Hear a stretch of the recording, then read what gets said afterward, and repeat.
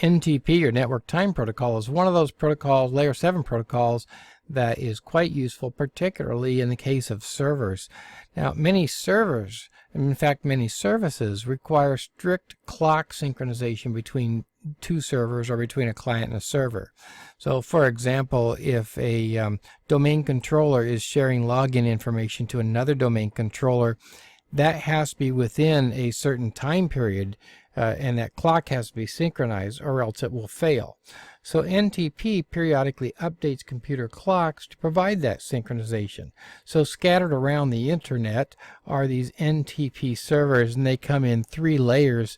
There are Stratum 1, Stratum 2, and Stratum 3 servers.